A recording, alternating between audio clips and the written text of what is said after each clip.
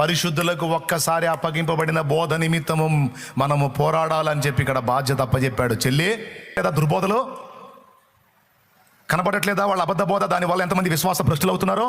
తీసుకెళ్లి రక్షణలోకి నడిపించిన వాళ్ళని కష్టపడి ప్రయాసపడి ప్రాణాలకు తెగించి పోరాడి ఆత్మను రక్షిస్తే వీళ్ళ బోధ చేత మళ్ళీ వెనక్కి తిప్పుతున్నారు లోకం వైపుకి. అది తినొచ్చు, ఇది తినొచ్చు, విగ్రహార్పితం తినొచ్చు, ఏం కాదు, మనం తిన్నా ఏం కాదు, మనం ఏదైనా చేయొచ్చు. వాళ్ళ దౌర్భాగ్యపు బోధలు తీసుకెళ్లి మళ్ళీ భ్రష్టత్వంలో కలుపుతూ ఉన్నారు. శరీరంతో ఏం చేసుకున్నా తప్పు లేదు, మన కృప ఉంది, అట్లా మనం ఎట్లా అని చెప్పి పనికి మన బోధలన్నీ చేసి చాలా మందిని విశ్వాస భ్రష్టులుగా చేశారు. తమ్ముడా, నీ క్రోషం లేదా?